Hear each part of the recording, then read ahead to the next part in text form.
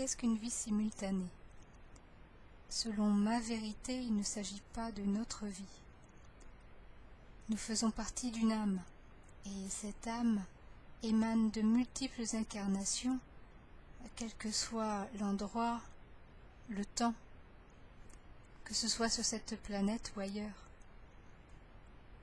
Chaque émanation dispose de son éternité, et tout naturellement, elle a droit, elle aussi, d'évoluer. Du fait que le plan linéaire n'existe pas, le temps linéaire n'existe pas, eh bien, nous sommes tous existants en même temps, l'un à côté de l'autre. On peut le voir comme ça. Chaque être, chaque individualité a sa propre expérience, sa propre direction. La nôtre, dans cette incarnation, est tout simplement de libérer les incompréhensions qui se situent dans notre âme. Chaque émanation, eh bien, fait ses propres expériences et selon ce qui se passe, selon les filtres que l'on nous offre, il peut y avoir des incompréhensions et ces incompréhensions créent des souffrances.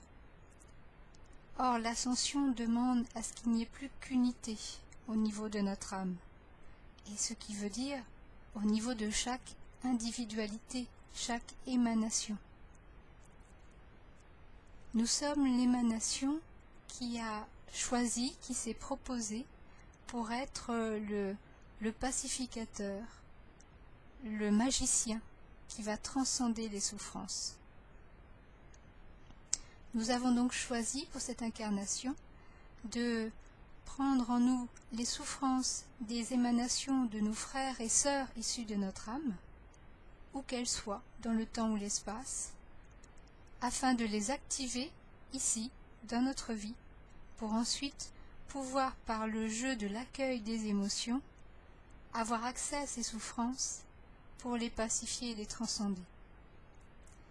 Et chaque fois que nous donnons accès à une émotion en nous, chaque fois que nous l'écoutons, que nous compatissons, que nous l'aimons, nous envoyons simultanément un élan du cœur, un geste d'amour à ces frères et sœurs issus de notre âme, parmi lesquels se trouve cette souffrance.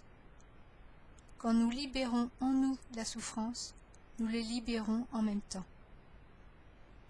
Et ainsi, l'âme est illuminée de cette partie où se trouvait la souffrance, l'incompréhension. Une vie simultanée est ressentie comme nôtre, car nous ressentons la souffrance. Elle est en nous. Donc nous pensons sincèrement qu'il s'agit de nos vies. En fait, il s'agit d'un jeu de transposition. Nous avons activé ici, dans notre corps, dans notre vie, les souffrances issues de nos frères et sœurs d'âme, afin de participer au jeu d'unité, sortir de la séparation, aller vers l'ascension. Et l'ascension demande à ce que nous soyons dans l'amour inconditionnel.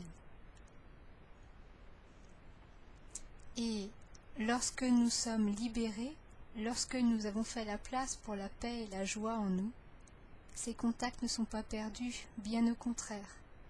Nous sommes plus proches de nos frères et sœurs d'âme, qui alors se font la joie de nous transmettre leurs compétences, leurs expériences, la sagesse.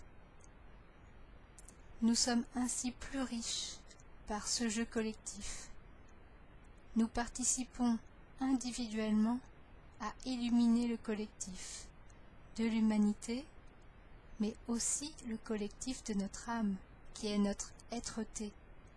L'être-té est la totalité des émanations de notre âme, unies au soi, à l'esprit qui est la direction, et donc à nous.